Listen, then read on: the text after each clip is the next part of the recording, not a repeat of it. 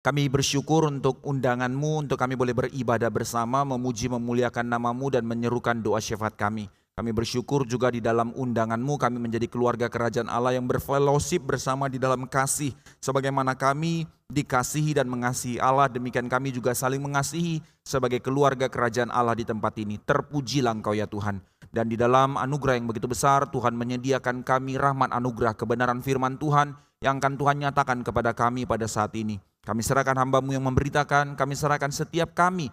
Tuhan berbelas kasih, penuhi kami dengan kebenaran-Mu, teguhkan kami dengan Injil-Mu, supaya seluruh kehidupan kami boleh mengerti, menjadi kehidupan yang telah ditebus, menjadi kehidupan yang dipanggil, menjadi saksi Tuhan di tengah-tengah dunia ini. Secara khusus kami merenungkan firman-Mu di dalam seri eksposisi kisah para rasul. Tuhan, berilah kami hati untuk melihat bagaimana perjalanan sejarah di dalam dinamika pimpinan Roh Kudus menjadi perjalanan yang sama di dalam kehidupan kami sekarang di dalam dinamika pimpinan Roh Kudus. Berkati kami, pimpin kami untuk mengerti kebenaran firman-Mu yang akan memimpin seluruh kehidupan kami. Dengar doa kami, dalam nama Tuhan Yesus kami berdoa. Amin. Jemaat dipersilakan duduk. Mari kita membuka kitab Kisah Para Rasul 13. Kita menyelesaikan Kisah Para Rasul 13 pada hari ini. Kita akan membaca dari ayat yang ke-26. Saya membacakan kepada kita semua sampai ayat yang ke-37. Kemudian kita akan membaca bergantian dari 38 hingga yang ke-52. Kisah Para Rasul 13. Dari ayat yang ke-26 hingga yang ke-52. Tetapi terlebih dahulu saya bacakan dari 26 sampai yang ke-37, baru kemudian kita membaca bergantian dari 38 hingga yang ke-52. Demikian firman Tuhan. Hai saudara-saudaraku, baik yang termasuk keturunan Abraham maupun yang takut akan Allah, kabar keselamatan itu sudah disampaikan kepada kita, sebab penduduk Yerusalem dan pemimpin-pemimpinnya tidak mengakui Yesus dan menjatuhkan hukuman mati atas Dia. Mereka menggenapi perkataan nabi-nabi yang dibacakan setiap hari Sabat. Dan meskipun mereka tidak menemukan sesuatu yang dapat menjadi alasan untuk hukuman mati itu, namun mereka telah meminta kepada Pilatus supaya ia dibunuh. Dan setelah mereka menggenapi segala sesuatu yang ada tertulis tentang Dia, mereka menurunkan Dia dari kayu salib lalu membaringkannya di dalam kubur. Tetapi Allah membangkitkan Dia dari antara orang mati. Dan selama beberapa waktu Ia menampakkan diri kepada mereka yang mengikuti Dia dari Galilea ke Yerusalem. Mereka itulah yang sekarang menjadi saksinya bagi umat ini. Dan kami sekarang memberitakan kabar kesukaan kepada kamu, yaitu bahwa janji yang diberikan kepada nenek moyang kita telah digenapi Allah kepada kita, keturunan mereka, dengan membangkitkan Yesus seperti yang ada tertulis dalam Mazmur kedua. Anakku engkau, aku telah memperanakkan engkau pada hari ini. Allah telah membangkitkan Dia dari antara orang mati dan Ia tidak akan diserahkan kembali kepada kebinasaan. Hal itu dinyatakan oleh Tuhan dalam firman ini. Aku akan menggenapi kepadamu janji-janji yang kudus yang dapat dipercayai yang telah kuberikan kepada Daud. Sebab itu Ia mengatakan dalam Mazmur yang lain, engkau tidak akan membiarkan orang kudusmu melihat kebinasaan. Sebab Daud melakukan kehendak Allah pada zamannya. Lalu ia mangkat dan dibaringkan di samping nenek moyangnya. Dan ia memang diserahkan kepada kebinasaan. Tetapi Yesus yang dibangkitkan Allah tidak demikian. 38 jemaat.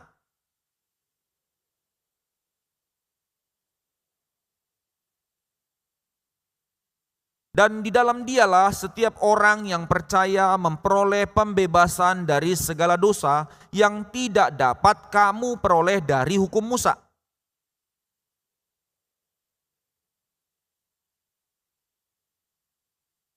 Ingatlah hai kamu penghina-penghina, tercenganglah dan lenyaplah, sebab aku melakukan sesuatu pekerjaan dalam zamanmu, suatu pekerjaan yang tidak akan kamu percayai jika diceritakan kepadamu.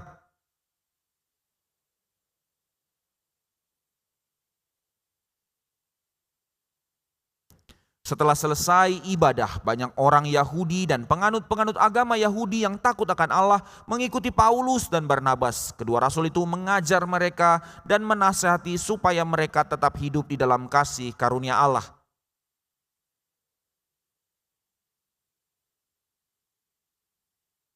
Akan tetapi ketika orang Yahudi melihat orang banyak itu, penuhlah mereka dengan iri hati dan sambil menghujat, mereka membantah apa yang dikatakan oleh Paulus.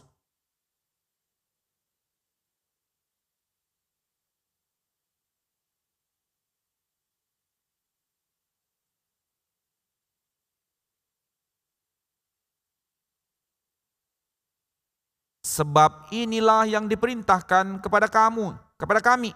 Aku telah menentukan engkau menjadi terang bagi bangsa-bangsa yang tidak mengenal Allah, supaya engkau membawa keselamatan sampai ke ujung bumi.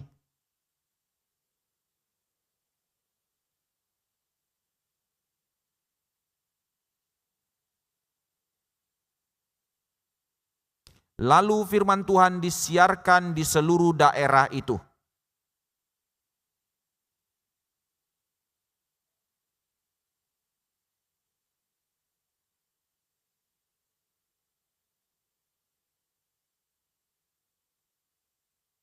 Akan tetapi Paulus dan Barnabas mengebaskan debu kaki mereka sebagai peringatan bagi orang-orang itu, lalu pergi ke Ikonium.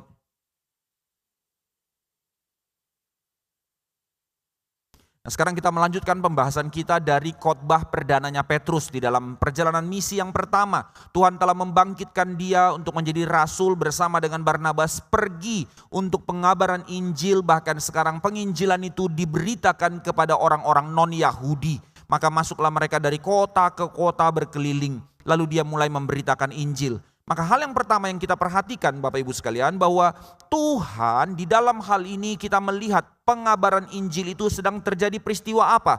Bahwa Tuhan sedang melakukan hal yang baru. Ini yang mau kita perhatikan dari khotbahnya Paulus. Yang telah lama ia rencanakan dan janjikan, sekarang sedang tergenapi. Artinya sekali lagi, pengabaran Injil itu kita sudah ulang-ulang di dalam eksposisi kisah para rasul. Pengabaran Injil itu agendanya Allah. Pengabaran Injil itu isi hatinya Allah. Bahkan pengabaran Injil itu adalah penggenapan janji Allah yang paling utama, menjadi pusat isi hatinya Tuhan untuk terjadi di tengah-tengah dunia. Itu sebab ketika kita menerimanya dan kita diundang untuk masuk ke dalamnya, saudara, inilah privilege terbesar yang dipercayakan Tuhan kepadamu. Maka bersukacitalah, bukan karena segala kemakmuran atau segala pencapaian, tapi bersukacitalah ketika porsi di mana kita menerima Injil dan dipercayakan menjadi saksi Injil. Karena itulah anugerah terbesar yang disediakan Allah kepada kita.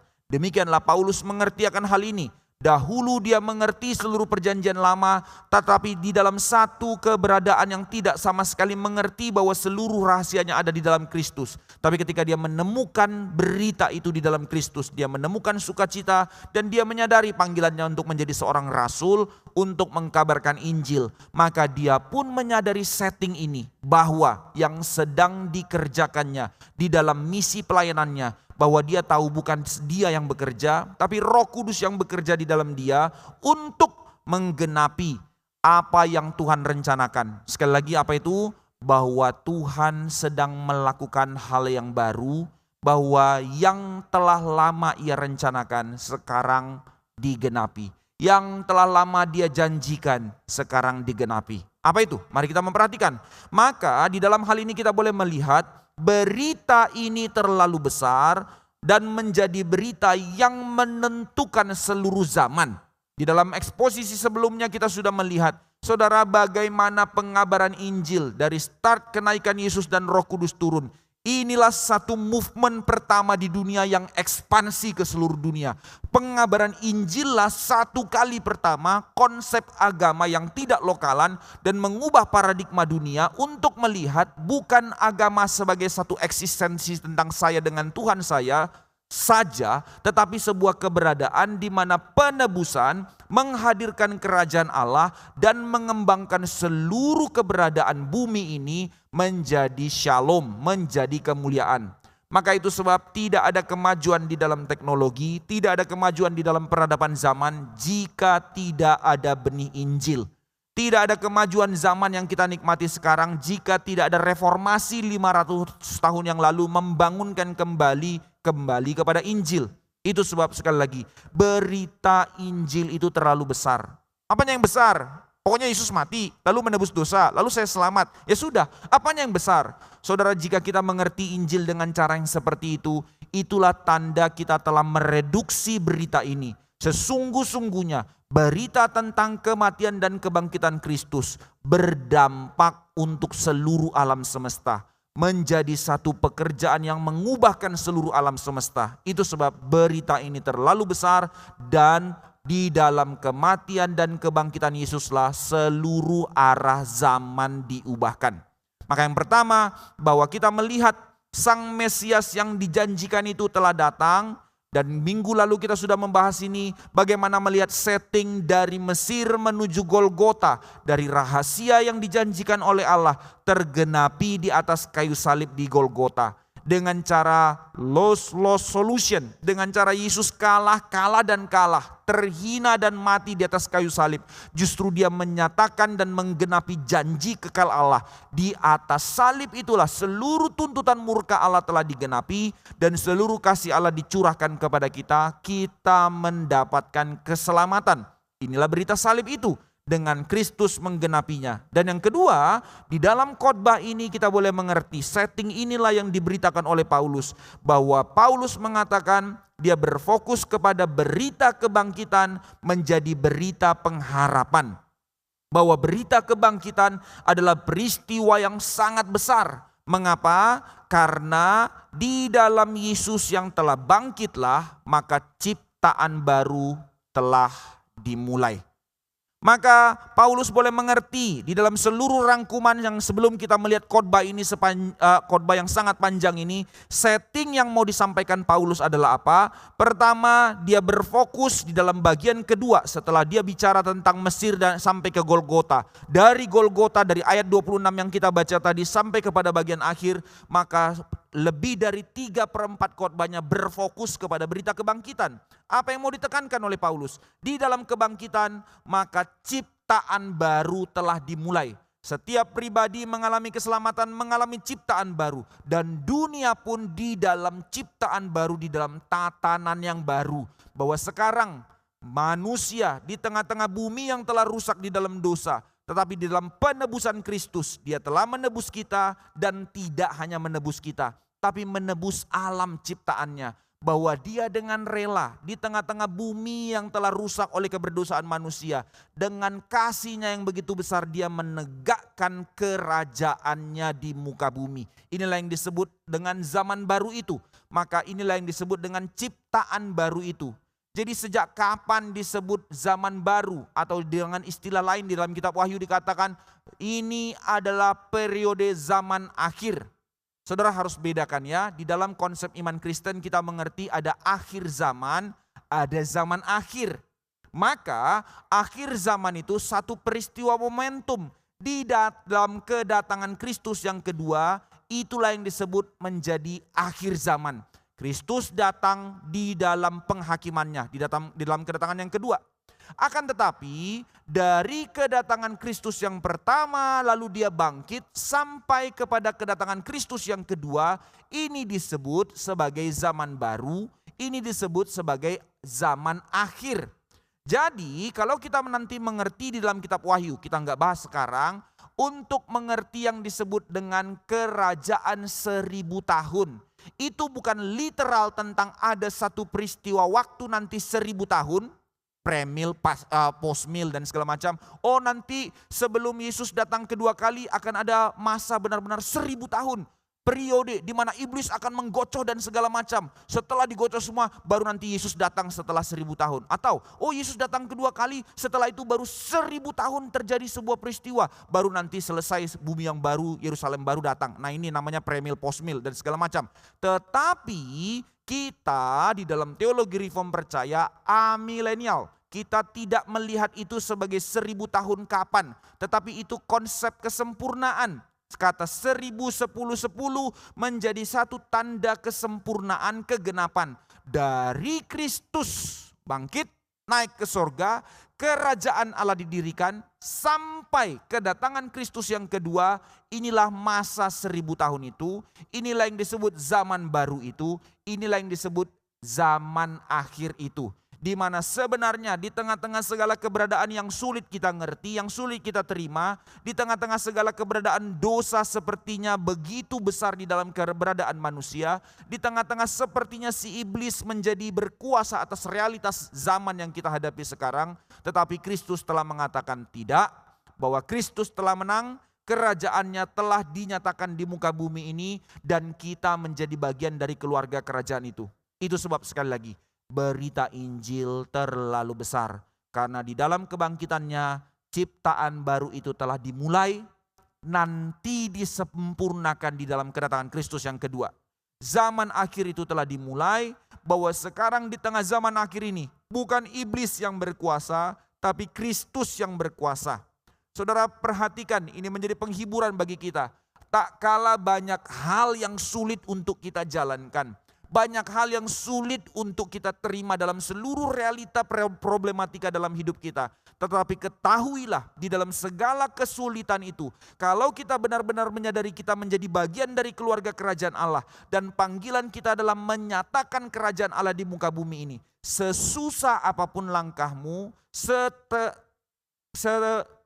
berat-beratnya engkau melangkah dalam seluruh langkah hidupmu, air mata yang sudah kering, tapi ketahuilah di dalam setiap langkah itu, ingatlah bahwa seluruh langkahmu sedang menyatakan kerajaan Allah di muka bumi.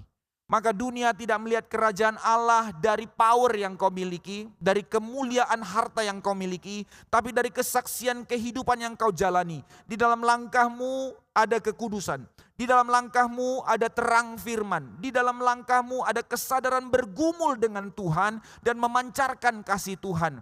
Tak kalah terseok-seok, tapi bukan berarti sekalipun memang nanti di dalam seok-seokmu orang akan menghina. Mana Tuhanmu? Di dalam terseok-seokmu orang akan mengecilkan dan memandang sebelah mata. Tetapi ketahuilah saudara sekalian, sekalipun dunia menilaimu dengan cara yang negatif, jauh di dalam hati mereka, mereka tidak bisa menutupi cahaya kemuliaan itu terpancar dari hidup kita.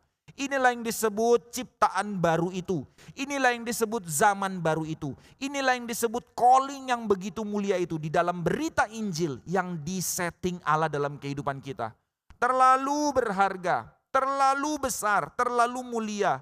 Tentu tidak mulus-mulus saja, tentu tidak akan menjadi gampang di dalam menjalankannya, karena dunia tidak akan tinggal diam. Ada terlalu banyak kesusahan untuk menjalankan panggilan Allah dalam kehidupan kita. Ada banyak tragedi, ada banyak pergumulan, ada banyak pengambilan keputusan-keputusan yang harus berhadapan dengan realitas dunia. Tetapi di balik semua itu, nyatakanlah kerajaan Allah. Sebab kerajaan Allah di tengah dunia, Tuhan tidak mengutus malaikatnya untuk mendirikannya. Tuhan tidak melakukan dengan power dan kemuliaan untuk menyatakannya. Tapi Tuhan memanggil engkau dan saya, ordinary people ini, yang sama sekali tidak signifikan ini. Tapi melalui kehidupanmu, melalui rumah tanggamu, melalui setiap pekerjaanmu, melalui seluruh langkah hidupmu, kerajaan Allah sedang dinyatakan. Ini yang mau diberitakan. Maka sejak kapan itu mulai dinyatakan? Sejak Yesus bangkit. Yang kedua, Paulus mau menekankan, di dalam kebangkitan Kristus, maka Tuhan akhirnya menggenapi seluruh janjinya. Janji kepada nenek moyang bangsa Israel, mulai dari Abraham, kepada Ishak dan Yakub, kepada Musa, sampai kepada Daud, raja, sampai kepada para nabi-nabi. Seluruh janji itu telah dinyatakan, telah dinubuatkan dari ribuan ratusan tahun sebelum kedatangannya. Dan sekarang kegenapan janji itu dinyatakan. Mengapa berita deklarasi seperti ini menjadi begitu penting di dalam khotbahnya Paulus? Kenapa dia memberikan khotbah yang sebegitu panjang dan kompleks ini? Apa yang menjadi poinnya? Mengapa ini menjadi penting? 3 hal yang mau kita lihat hari ini. Karena saudara, Yesus bangkit menjadi center khotbah Paulus, menjadi satu focal point dalam khotbah Paulus. Itu menjadi penting karena pertama, karena di dalam kebangkitan Kristuslah seluruh penggenapan janji Allah tergenapi. Nanti kita akan lihat. Yang kedua, di dalam kebangkitan Kristuslah, bahwa hanya di dalam kebangkitan Kristuslah, di dalam berita inilah kita beroleh pembebasan. Maka senternya harus berita tentang kebangkitan. Dan yang ketiga, kenapa ini menjadi pusat khotbah dari Paulus, berita kebangkitan Kristus? Karena hanya di dalam kebangkitan Kristuslah kita beroleh hidup kekal. Mengapa ini menjadi penting? Karena di dalam kebangkitan Kristus penggenapan janji Allah tergenapi. Di dalam kebangkitan Kristus kita beroleh pembebasan. Di dalam kebangkitan Kristuslah satu-satunya kita beroleh hidup kekal. Mari kita perhatikan ketiga hal ini di dalam maksud Paulus di dalam menjelaskannya. Pertama, hanya di dalam kebangkitan Kristus penggenapan janji Allah menjadi tergenapi. Hal ini yang akan kita lihat panjang sedikit di dalam renungan pada pagi hari ini. Saudara sekalian, berita tentang Yesus itu, berita tentang Yesus, berita tentang kebangkitannya itu bukan produk yang tiba-tiba baru datang tanpa dasar. Itu bukan satu rekayasa dari murid-murid yang kehilangan pengharapan, mesianik mereka telah gagal, lalu mati disalib, lalu habis, yuk kita rekayasa berita, yuk kita kabarkan ke dunia. Itu satu hal yang sangat konyol. Dunia terus memberitakan propaganda seperti ini. Padahal itu agendanya Judaisme. Saudara kita yang paling besar majority di Indonesia mengatakannya, oh Yesus itu tidak mati kok, Yesus itu tidak bangkit, Yesus itu bukan Tuhan. Itu propaganda dari para rasul, khususnya Paulus, katanya begitu ya. Itu sekarang terus dikumandangkan di dalam apologetiknya mereka. Saudara, kalau yang memprovokasi itu sudah dicatat kok dalam Alkitab, bahwa itu agendanya para imam Yahudi yang memberikan saksi palsu bahwa Yesus tidak bangkit dan Yesus tidak naik. Akan tetapi di dalam hal inilah Paulus mengatakan, mereka yang menyaksikannya, ayat 31 tadi yang kita baca, mereka itu sekarang menjadi pemberitanya. Maka mereka benar-benar menyaksikan kebangkitan Kristus. Karena itu bukan satu hal yang kami rekayasa. Dan yang kedua, bahwa ini bukan satu produk yang diciptakan oleh manusia. Dikatakan Paulus menjadi seorang yang sakit jiwa lalu mempertuhankan Yesus, lalu mendeklarasikan ke seluruh manusia bahwa Yesus itu Tuhan. Tidak, melainkan bahwa berita tentang Yesus yang mati dan bangkit itu adalah rahasia berabad-abad. Kolose 1 ayat 26. Yang sekarang digenapi Allah rahasia itu di dalam Kristus. Itu sebab di dalam khotbah Paulus yang kita baca ini sangat syarat dengan kutipan dari perjanjian lama. Untuk apa? Untuk membuktikan bahwa berita ini bukan rekayasa, berita ini bukan produk baru, berita ini adalah berita yang telah dijanjikan Allah selama ribuan tahun, ratusan tahun sampai tergenapi. Maka kebangkitan Kristus ini adalah penggenapan dari nubuatan perjanjian lama. Nah, hal ini, khotbahnya Paulus ini dengan pembuktian kepada perjanjian lama kebangkitan Kristus, ini senada dengan khotbahnya Petrus di dalam Kisah Rasul pasal 2 dan bahkan senada dengan apa yang dikatakan Yesus kepada murid di dalam perjalanan ke Emmaus. Itu di dalam Lukas pasal 24 ayat 27. Waktu dua murid itu, Kleopas dan temannya yang tidak diketahui siapa itu, mereka berjalan lalu tidak tahu yang di sampingnya itu tiba-tiba orang datang, mereka tidak tahu itu Yesus dengan tubuh kemuliaannya, tubuh kebangkitannya. Lalu Yesus tanya apa perkara yang terjadi, mereka ceritakan tentang Yesus yang telah mati Yesus yang telah mati tapi mereka belum percaya Yesus bangkit. Lalu akhirnya Yesus tegur mereka, hai kamu yang bodoh.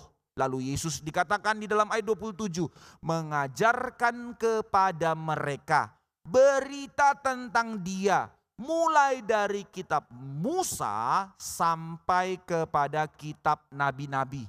Jadi sekali lagi, berita Injil, berita keselamatan di dalam Kristus adalah rahasia Allah yang terbesar berabad-abad, isi hati Allah yang dijanjikan oleh Allah yang memang sekarang digenapi. Jadi ini bukan berita omong kosong. Maka sepanjang khotbah Paulus yang kita lihat, maka sangat banyak dengan kutipan perjanjian lama sebagai konfirmasi bahwa apa yang diberitakannya adalah nubuatan yang digenapi dari perjanjian lama. Hal ini tentu tidak gampang saudara-saudara sekalian. Mari kita coba lihat ya, bagaimana Paulus bisa mengutipnya. Tidak seperti sekarang kan ya, Alkitab itu sudah utuh seperti ini. Kita sudah ada utuhnya. lalu bisa dipakai search engine untuk cari kata per kata. Kayak kita sekarang lihat pakai handphone dan segala macam. Mereka tidak, saudara. Itu setiap kitab itu scroll satu-satu kitab. Nggak ada kitab utuh langsung. Akan tetapi Paulus di dalam pembelajarannya, di dalam pembentukan Tuhan, maka dia bisa boleh melihat seluruh kitab per kitab dari 39 kitab dalam perjanjian lama, dikuasainya, dihafalnya, dimengertinya. Maka ketika dia menyelidiki kembali, dia langsung bisa klik untuk melihat dari setiap kitab-kitab itu, sebagaimana yang dikatakan Kristus, bahwa seluruh kitab Musa sampai seluruh kitab Nabi berbicara tentang aku. Hal inilah yang ditemukan oleh Paulus. Itu sebab ketika dia melihat kembali kepada perjanjian lama, dia menemukan benang merah narasi yang dijanjikan oleh Allah dari perjanjian lama kepada perjanjian baru. Dia boleh melihat kesatuan cerita, maksud Allah, sebab Alkitab itu agendanya Allah, bukan isi hati manusia. Agenda Allah yang sinkron dari perjanjian lama sampai kepada perjanjian baru. Maka bagaimana melihat seluruh perjanjian lama di dalam satu setting. Nah, ini yang teologi reform mengerti. Seluruh perjanjian lama itu adalah berita rahasia sejarah keselamatan. Membaca Alkitab di dalam redemptive history. Maka perjanjian lama bukan cerita tentang masa lalu. Perjanjian lama bukan cerita tentang tokoh-tokoh. Perjanjian lama bukan tentang moral. Tetapi perjanjian lama syarat dengan berita sejarah keselamatan yang dijanjikan, yang dinubuatkan untuk nanti tergenapi di dalam Kristus. Ini setting dari perjanjian lama. Maka saudara sekalian, mungkin kita rasa biasa dengan hal ini. Kita sudah Kristen kok. Kita sudah di GRI lama kok. Ya, saya sudah percaya kok bahwa Yesus itu Tuhan dan Juru Selamat, bahwa itu sudah dinubuatkan dalam perjanjian lama. Iya, kita udah ngerti. Apalagi kenapa harus diberitakan lagi sekarang? Tapi saudara, hal ini yang mau saya ajak kita untuk ngerti. Kita tidak boleh lupa dari mana kita tahu pengertian itu. Sekarang kalau tanya, saudara percaya kan ya bahwa perjanjian lama ini menubuatkan tentang Yesus? Oh iya, percaya. Kok bisa saudara percaya? Dari mana saudara ngerti itu? Ya, dari hamba-hamba Tuhan dan menyelidiki dan segala macam. Akan tetapi kita lupa kembali ke dalam Kisah Para Rasul. Bahwa memang ya, Petrus dipakai Tuhan, yang lain dipakai Tuhan. Tetapi yang paling bisa melihat sejarah keselamatan itu, benang merah sejarah keselamatan itu dari perjanjian lama adalah Paulus. Nah, hal ini kita boleh belajar melihat di dalam dinamika pimpinan Roh Kudus, bagaimana orang ini boleh bergumul, bagaimana orang ini boleh mengerti, bagaimana orang ini boleh melihat rahasia keselamatan. Memang Paulus yang paling banyak mengutip perjanjian lama, melihat rahasia benang perjanjian lama di dalam kata per katanya, penggunaan katanya yang tentu kita tidak masuk pada pagi hari ini, tetapi kita boleh melihat kedalaman pertanggungjawaban imannya untuk meneliti, sehingga dia tidak dengan iman yang buta, dia tidak hanya bersandar kepada satu fenomena pertemuannya dengan Kristus di dalam perjalanannya ke Damaskus itu. Dia bukan karena itu saja, tetapi setelah itu dikatakan, setelah dibutakan matanya lalu dibuka matanya, dia mengalami pergumulan untuk kembali menyelidiki firman dan menemukan seluruh rahasia perjanjian lama di dalam kesadaran redemptive history di dalam Kristus. Apa poin saya mengatakan ini? Saudara, apa tanda kita menjadi orang beriman? Saya tahu. Tapi spirit kedalaman untuk mendalami, spirit hati untuk mengerti lebih dalam. Ini menjadi satu hal yang terlalu bermasalah dalam iman kita. Apa arti kita beriman? Bukan hanya sekedar menyatakan statement percaya. Tapi apa arti kita beriman? Satu kerelaan, satu totalitas untuk mendalami kebenaran. Saudara banyak melayani, saudara total di dalam pekerjaan, saudara baik di dalam rumah tangga, tetapi terlalu malas untuk menggali kebenaran. Something wrong with us. Maka tanda iman yang sejati adalah kerelaan untuk terus bertumbuh dalam kebenaran. Tanda kebenaran dari iman yang sejati adalah kerelaan untuk terus semakin bertumbuh mengenal Allah. Nah, ini spiritnya. Itu sebab saya percaya di dalam kehidupan sebagai rasul pun dia tidak hanya serta-merta terus melayani, tapi kerelaan untuk terus bergumul dengan firman. Ini senada dengan kalimatnya Paulus waktu memilih diaken. Ketika terjadinya pelayanan yang terlalu banyak, maka Petrus bilang, pilihlah bagimu para diaken supaya pelayanan itu tidak terabaikan. Dia sangat serius dengan pelayanan diakonia. Itu tidak boleh diabaikan. Dan supaya kami berfokus kepada pelayanan firman dan pelayanan doa. Pelayanan firman bukan dalam pengertian sekedar dia berkhotbah, persiapkan khotbah. Tapi bagaimana dia bersentuhan, bergumul, menggali kedalaman kebenaran firman Tuhan. Nah ini spirit dari seseorang yang dipanggil untuk hidup di dalam Injil. Hal ini bukan hanya panggilan kepada rasul, kepada bapak-bapak gereja, kepada para pendeta. Tapi spirit ini dipanggil Tuhan kepada kita sebagai gereja. Saudara, mari hitung totalitasmu untuk pekerjaanmu. Totalitasmu untuk pelayananmu, totalitasmu untuk rumah tanggamu. Sebaliknya, totalitasmu untuk firman. Totalitasmu untuk firman. Hati yang bertekun, ini menjadi satu undangan yang harusnya kita pikirkan. Kembali, maka sekarang kita melihat bahwa ini menjadi satu rahasia yang begitu limpah. Paulus mau membawa kita untuk melihat bagaimana rahasia Kristus yang telah digenapi dalam perjanjian baru, yang telah direncanakan dan dinubuatkan dalam perjanjian lama. Maka orang bilang sekarang ini menjadi kegelian dan kengerian di dalam gereja. Banyak sekali gereja-gereja yang sekarang sudah mulai hilang teologi ini ya, tapi mulai digembos lagi. Oh, perjanjian lama itu tidak penting. Karena sudah ada perjanjian baru. Maka perjanjian lama sudah usang. Tidak apa-apa. Jadi orang Kristen tidak baca perjanjian lama, tidak apa-apa. Nah ini realita yang gila dalam gereja sekarang. Jadi cukup baca perjanjian baru. Kalaupun mau baca perjanjian lama, oke, boleh. Baca itu sebagai buku cerita, bagus juga buat imanmu. Baca itu jadi buku pelajaran moral saja. Melalui kisah-kisah dari tokoh-tokoh itu kamu belajar meneladani iman mereka, semangat mereka. Ataupun menjadi semangat moral dari kitab Amsal. Bacalah itu memperingatkan kita. Nah ini yang terjadi di dalam gambaran yang telah dirusak sekarang tanpa melihat lagi redemptive history. Bahkan gak sedikit guru-guru sekolah minggu sekarang mengajarkan perjanjian lama hanya sebagai cerita moral. Nanti khotbah tentang Daud, seperti Daud mengalahkan Goliat, anak-anak pulangnya kalahkan Goliat-Goliatmu. Katakan amin, amin. Minggu depan belajar lagi, seperti Musa yang taat setia, maka kamu harus taat dan setia. Katakan amin, amin. Nanti seperti Abraham yang diutus pergi, tidak tahu kemana tetap pergi, maka kita diutus Tuhan pergi saja seperti Abraham. Katakan amin, amin. Bolak-balik contoh moral, contoh moral. 1 bulan evaluasi. PR seperti Daud sudah dikerjakan? Gagal. PR seperti Musa sudah dikerjakan? Gagal. PR seperti Abraham sudah dikerjakan? Gagal. Bukan orang pilihan, masuk neraka. Lah cilaka. Berarti justification by work. Ditentukan dari usaha meneladani. Kalau pembacaan Alkitab hanya sebagai contoh moral, berarti Alkitab bukan buku anugerah, bukan buku yang memimpin kita untuk mengenal Allah, bukan kebenaran yang memimpin kita untuk hidup di dalam anugerah. Hanya sebagai batasan moral. Nah ini keliru. Alkitab tidak pernah ditulis untuk dengan cara seperti itu. Itu sebab ketika Paulus mengkhotbahkan hal ini, dia membawa kita untuk melihat perjanjian lama di dalam setting redemptive history.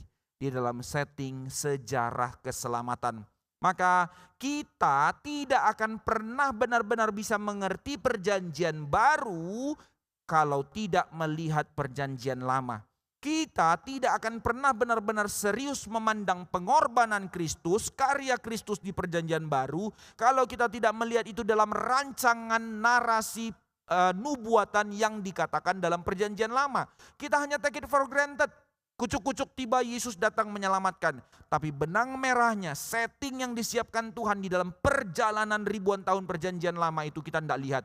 Maka kita tidak akan pernah melihat kelimpahan dari berita Injil. Ini masalahnya.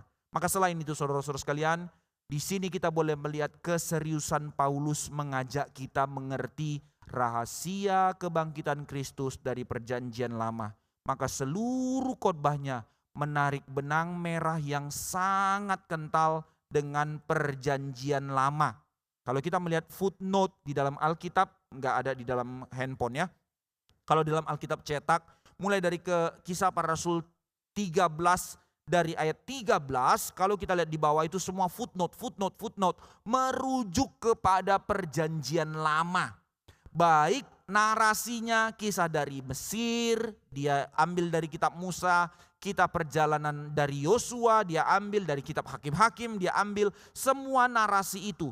Jadi seluruh kisah khotbah Paulus dari awal itu setting perjanjian lama. Yang dia mau singkapkan bahwa itu adalah setting dari rencana keselamatan yang diberikan Allah. Saya sedikit ungkapkan. Maka di dalam membaca perjanjian baru, ini belajar ya, saya tahu ini agak sedikit susah, tapi kita belajar. Di dalam membaca perjanjian baru, lalu melihat perjanjian lama, ada paling sedikit 7 pola melihat perjanjian lama dalam terang perjanjian baru. Salah satunya yang disebut dengan pola tipologi. Pola tipologi maksudnya ternyata seluruh cerita perjanjian lama itu bukan sekedar cerita tentang tokoh-tokoh, bukan cerita tentang orang zaman dulu, bukan cerita tentang ya sekedar cerita moral. Tetapi cerita perjanjian lama itu sebenarnya adalah bayang-bayang dari bentuk keselamatan yang digenapi di dalam Kristus. Lihat salah satu model tipologi.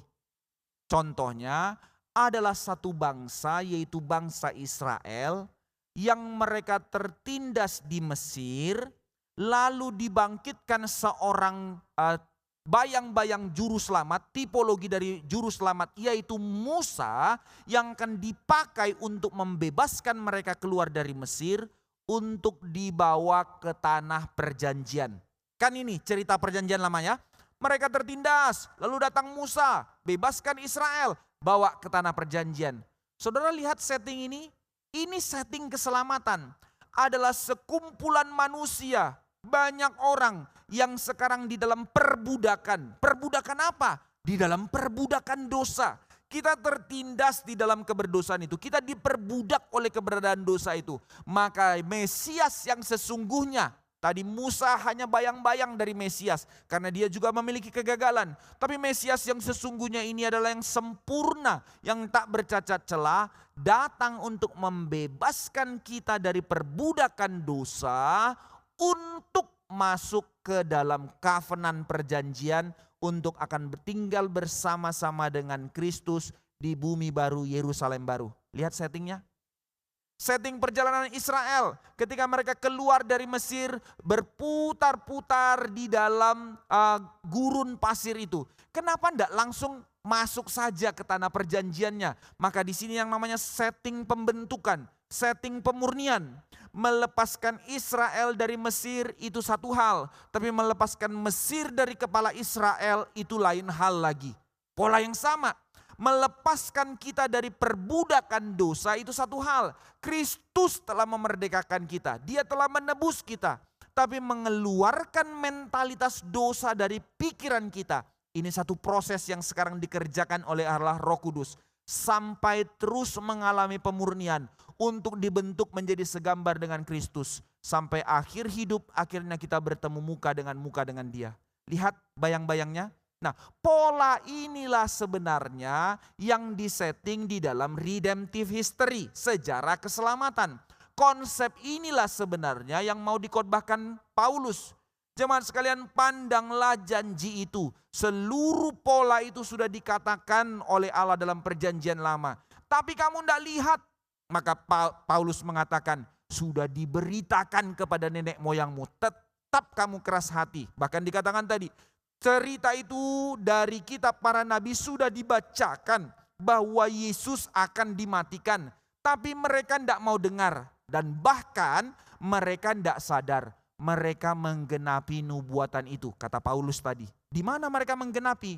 Via negativa. Mereka yang mematikan Yesus. Justru mereka tidak sadar itu tanda kegenapan dari janji Kristus harus dimatikan. Nah ini settingnya.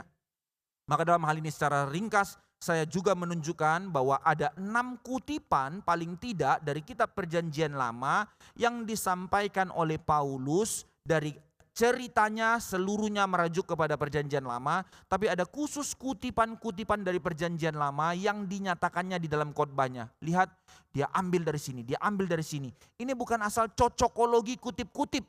Kita tidak boleh sembarang kutip Perjanjian Lama untuk cocokologi, tapi kita mengerti dalam dinamika pimpinan Roh Kudus.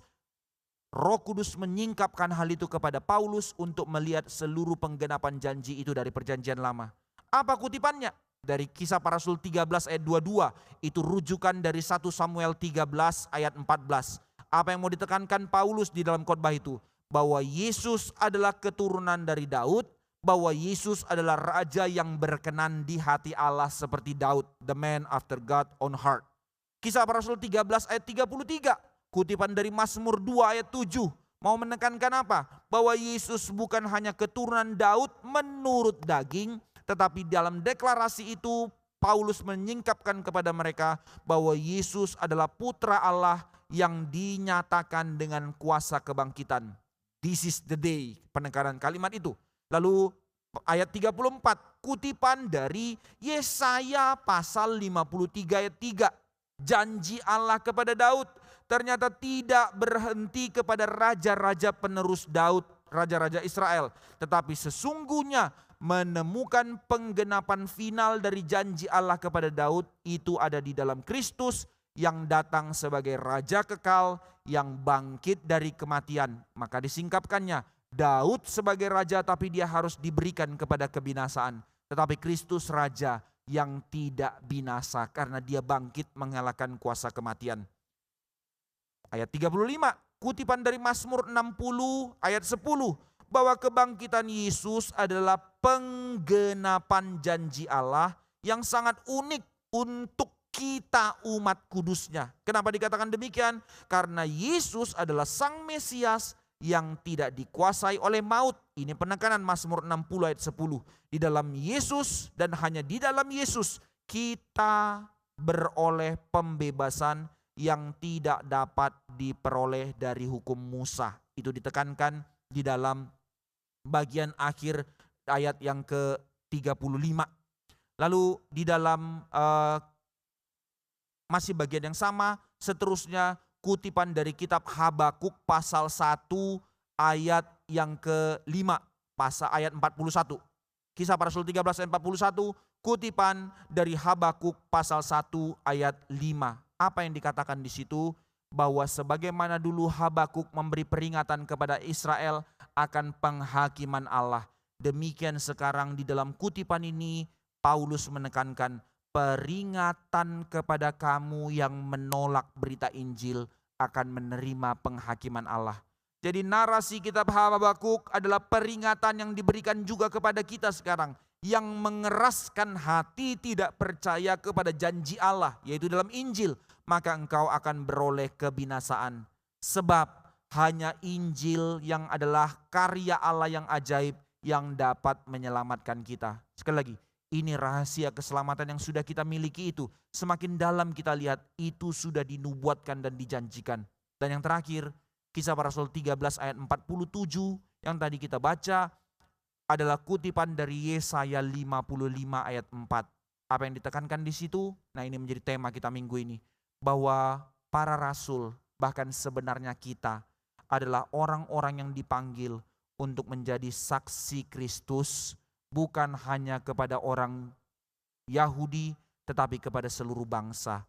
Nubuatan itu sekarang digenapi. Dahulu kitab Yesaya 55 dikatakan bahwa aku menentukan engkau menjadi terang bagi bangsa-bangsa yang tidak mengenal Allah, supaya engkau membawa keselamatan sampai ke ujung bumi. Yesaya sudah nubuatkan ini. Di mana keselamatan bagi seluruh bangsa? Yang namanya percaya Yahweh itu lokalan kok. Prerogatif dan khusus privilege-nya untuk orang Yahudi saja kok. Tetapi Yesaya sudah membuktikan bahwa di dalam kematian Kristus dan bangkit, Yesus telah menubuatkan dan menetapkan ada orang-orang yang akan dipakai memberitakan kabar Injil kepada seluruh bangsa. Bahkan sekarang nubuatan itu sudah tergenapi di dalam kita. bangsa-bangsa yang tidak masuk hitungan telah diundang masuk menjadi bagian dari keluarga kerajaan Allah. Bahkan tidak berhenti di situ. Janji yang sama yang telah dihidupi oleh Paulus, sekarang janji yang sama yang diberikan Tuhan kepada kita. Apa itu? Sekali lagi saya baca, saudara perhatikan. Aku, kata Tuhan, telah menentukan engkau. Menentukan engkau menjadi apa? Engkau menjadi terang bagi bangsa-bangsa. Sebegitu seriusnya Tuhan memberikan hak istimewa kepada kita. Menjadi terang bagi bangsa-bangsa. Untuk apa? Supaya membawa berita keselamatan itu sampai ke ujung bumi. Ini porsi yang Tuhan percayakan kepada kita. Inilah rahasia yang berabad-abad itu, dari setting perjanjian sampai kepada kematian dan kebangkitan Kristus, sampai kepada pelaksanaan pemberitaan Injil itu di dalam kita. Itu satu paket. Jadi paket berita keselamatan bukan hanya sampai kepada Kristus yang mati dan bangkit, tapi paket keselamatan itu sekarang di dalam berita Roh Kudus yang bekerja di tengah dunia mengabarkan Injil lewat kita. Ini settingnya. Maka Paulus tidak hanya memberikan pengabaran Injil, tapi Paulus mengundang mereka untuk sadar mereka dipanggil untuk menerima Injil, untuk menjadi pemberita Injil. Saudara, ini panggilan kita sebagai gereja. Engkau tidak pernah dipanggil Tuhan untuk dibiarkan menonton dan menikmati keselamatanmu sendiri. Engkau dipanggil untuk menjadi saksi Tuhan di tengah bumi ini. Amin.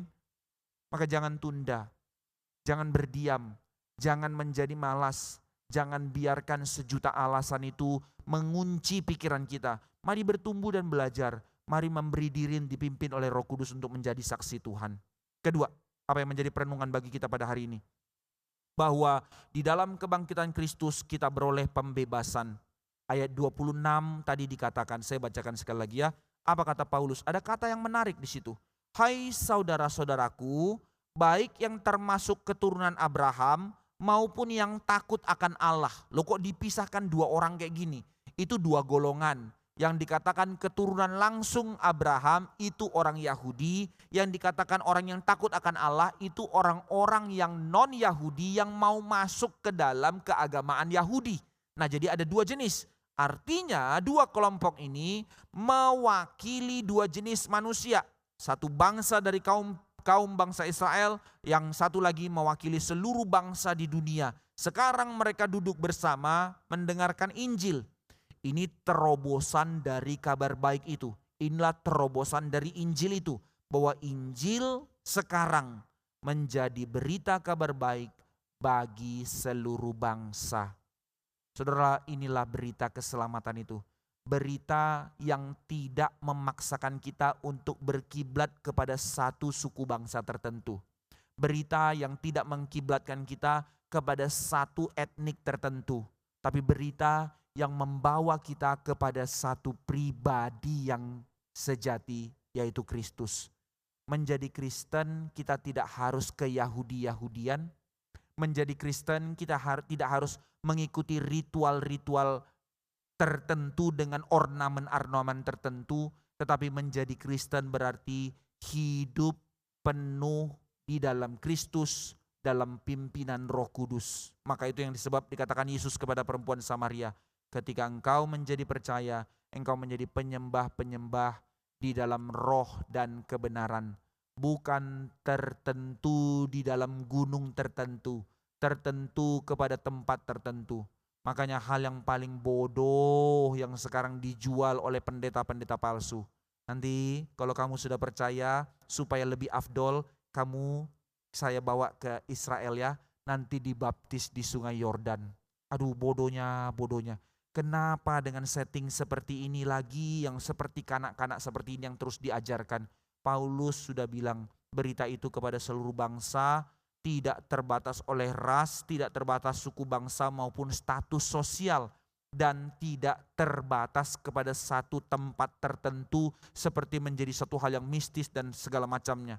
Itu sebab saya bersyukur di dalam iman Kristen, Kristus tidak pernah mau ada catatan sejarah tinggal di mana tempat lahirnya, di mana kuburnya. Sekarang perjalanan wisata, kalau kita mau jalan, oh iya lewat ngerti lembah Hebron itu di mana, itu bagus melihat petanya. Tapi kalau saudara pergi perjalanan wisata lalu mereka bilang ini tempat lahirnya Yesus, itu penipu. Lalu mereka tidak percaya Yesus lalu kasih tahu tur-tur orang Kristen ini tempat lahirnya Yesus, ini kuburnya Yesus. No, jangan cari ke situ. Itu mistis, kita tidak diajar beriman demikian. Tapi berbicara tentang status pembebasan.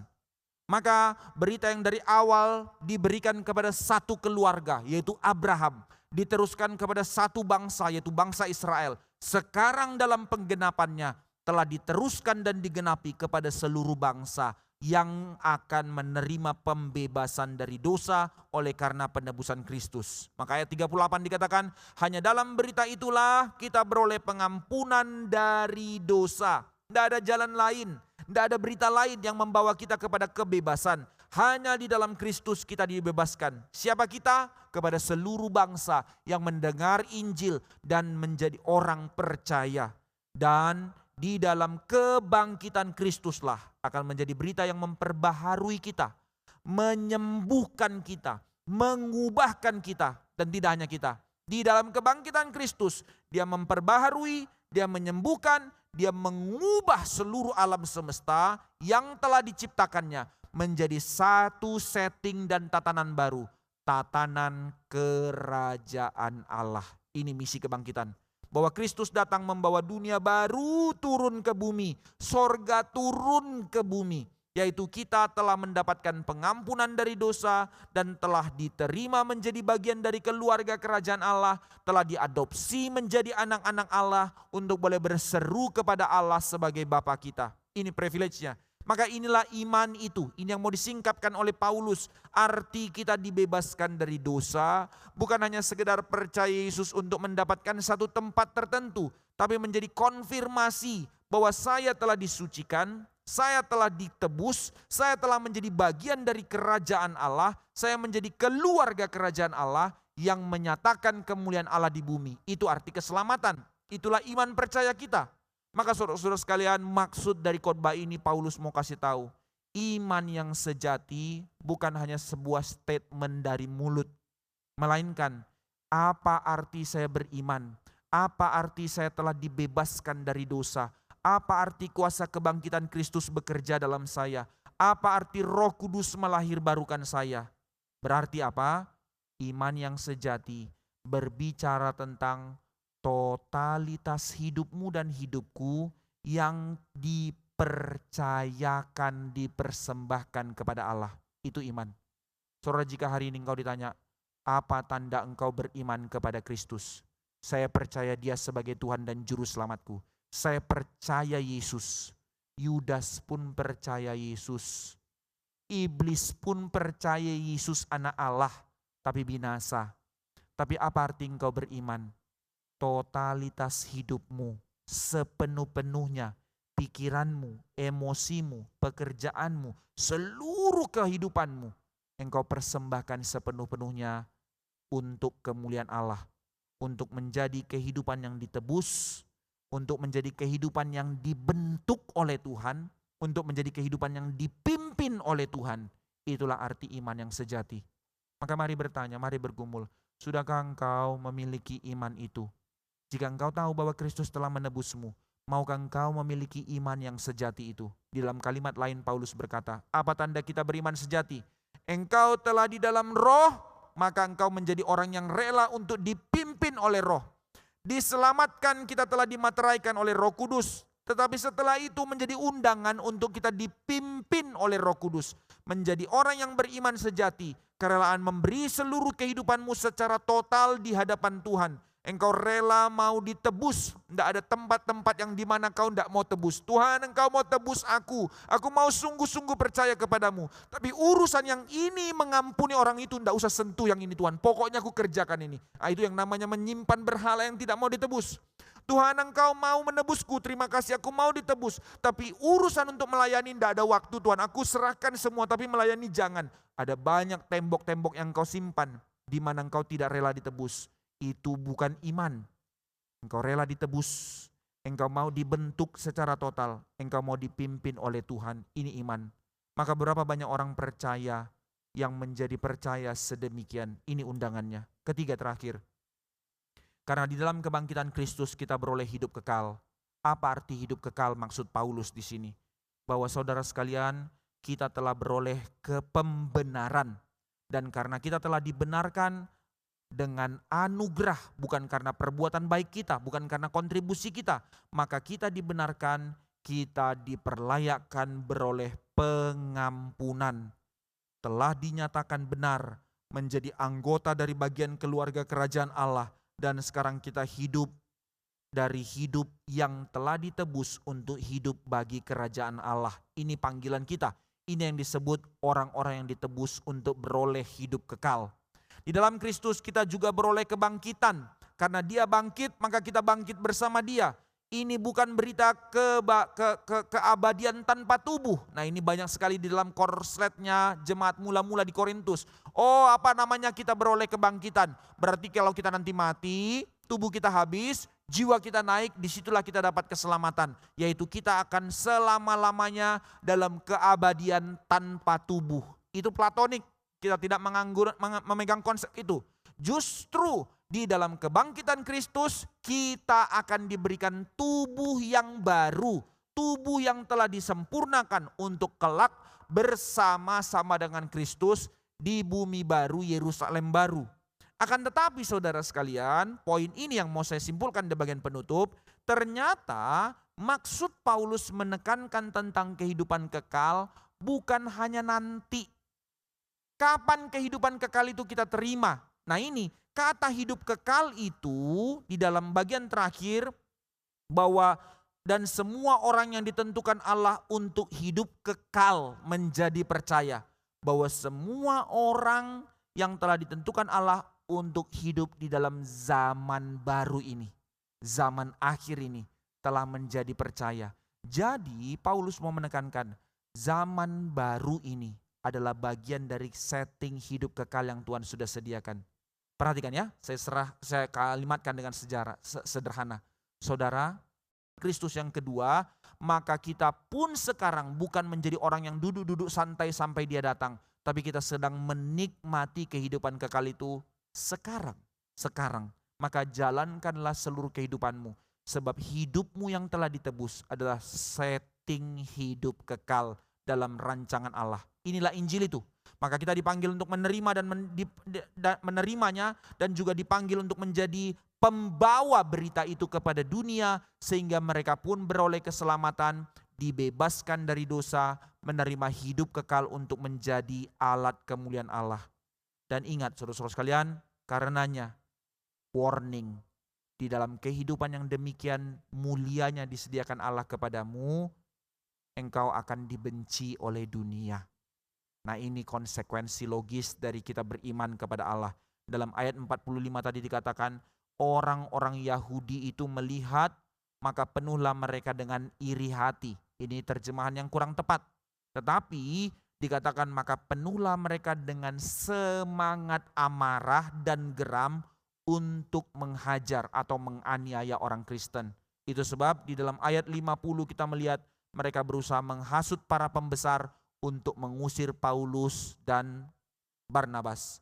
Setelah itu mereka pergi, mereka mengibaskan kaki, meninggalkan jemaat di sana. Tetapi kalimat terakhir menjadi hal yang sangat unik. Perhatikan ayat 52. Dan murid-murid di Antioquia penuh dengan sukacita dan dengan Roh Kudus. Loh, ditinggalin loh saudara, ditinggalin. Tapi mengapa mereka penuh dengan sukacita? Berminggu-minggu bersama Paulus di dalam didikan kebenaran firman Tuhan. Sekarang mereka tahu, sekarang mereka yang dipanggil menjadi saksi Tuhan. That's our calling now. Maka penutup di dalam 48-49. Sekali lagi Lukas mencatat dengan pola yang sama, motif kisah para rasul. Injil yang tidak dapat dibendung. Berita itu semakin tersiar kepada seluruh bangsa. Sekarang panggilan kita. Apapun profesimu, engkau menjadi seorang pelajar, engkau menjadi seorang pekerja, engkau menjadi seorang guru, engkau menjadi tenaga medis, engkau menjadi bisnismen, engkau menjadi ibu rumah tangga, seluruh kehidupanmu sadarilah bahwa hidupmu sekarang dalam setting hidup kekal, dan sadarilah panggilanmu sekarang menjadi panggilan ambassador of the kingdom of God. Menjadi saksi Tuhan untuk Injil itu diberitakan. Mari kita berdoa.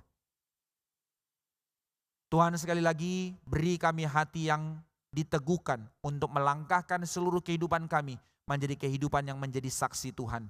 Tak kala kami terus berjuang dalam porsi yang Tuhan percayakan, beri kami hati yang bertanggung jawab, beri kami hati yang terus penuh dengan integritas untuk senantiasa terus berjuang memuliakan nama Tuhan dalam seluruh kehidupan kami. Beri kami hati untuk terus belajar, memberikan totalitas hidup kami menjadi satu persembahan yang harum bagi kemuliaan Allah. Berikan kami hati yang mau terus dibaharui dan dipertobatkan, untuk tidak ada lagi tembok-tembok dalam hati kami yang kami bungkus, yang dimana Tuhan tidak boleh intervensi. Oh Tuhan, tebuslah kami dalam seluruh aspek hidup kami, bentuklah kami dalam seluruh aspek hidup kami, dan pimpinlah kami dalam seluruh aspek hidup kami, supaya seluruh kehidupan kami boleh sungguh-sungguh menjadi kehidupan yang menjadi saksi Tuhan, menjadi duta besar kerajaan Allah di tengah dunia, untuk menyatakan kemuliaan Tuhan, menjadi saksi Tuhan sampai seumur hidup kami. Jangan biarkan kami menunda, jangan biarkan kami berlambat, jangan biarkan kami mendukakan hati-Mu. Pimpin hidup kami, permuliakan nama-Mu dalam hidup kami, permuliakan nama-Mu melalui seluruh kesaksian kehidupan kami. Ini doa kami, biarlah kiranya sebagaimana panggilan yang telah Kau berikan kepada para nabi, para rasul, bapak-bapak gereja, sekarang juga menjadi panggilan yang Kau berikan kepada gereja di dalam kehidupan kami pada zaman ini, untuk senantiasa menjadi saksi, menjadi alat kemuliaan-Mu sampai seumur hidup kami. Teguhkan kami dalam segala pergumulan kami, teguhkan kami dalam segala air mata kami, sehingga kami tidak menjadi serong, sehingga kami tidak menjadi terus berkutat dengan diri, tapi kami boleh melihat hikmat Allah, pimpinan Allah, rencana Allah digenapi. Ini doa kami dalam nama Tuhan Yesus kami berdoa. Amin.